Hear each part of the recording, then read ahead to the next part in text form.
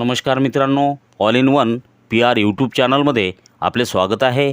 आज आपण माझी लाडकी बहीण योजनेचे काही महिलांच्या खात्यात पैसे जमा व्हायला सुरुवात झाली आहे।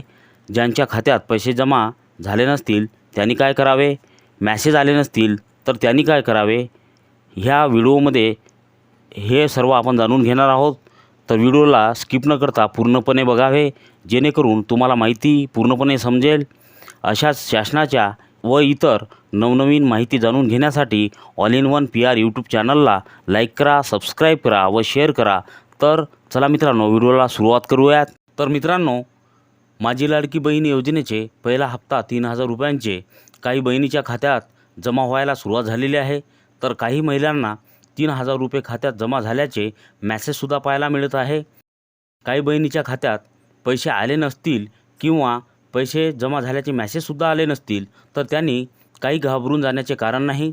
त्यांनी आपल्या जवळच्या बँकमध्ये जाऊन आपले बँक खात्यासोबत आधार सीडिंग किंवा मॅपिंग करून घ्यायचे आहे, लिंकिंग करून घ्यायचे आहे।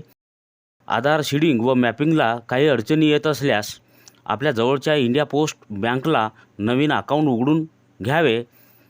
त्याचप्रमाणे ज्या महिलेचे फॉर्म ॲप्रूव्ह झालेले असतील तर नक्कीच 17 तारखेच्या पूर्वी किंवा 17 तारखेलाच तुमच्या खात्यात पैसे जमा होईल। ज्या बहिणींना फॉर्म पेंडिंग किंवा रिजेक्ट दाखवत असतील त्यांनी नव्याने फॉर्म www.ladkibahin.maharashtra.gov.in या वेबसाईटवर किंवा ॲप्सने आपण फॉर्म भरले असतील तर ॲप्सने आपले एडिट करून जी चूक झाली असेल ती परत नव्याने सुधारित करून घ्यायचे आहेत।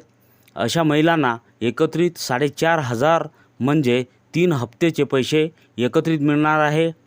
तर आशा करतो की ही महत्त्वाची माहिती आपल्याला समजलीच असेल। अशा शासनाच्या नवनवीन व इतर नवनवीन माहिती जाणून घेण्याकरिता all in one P our YouTube चॅनलला लाईक करा, सबस्क्राईब करा व शेअर करा। धन्यवाद।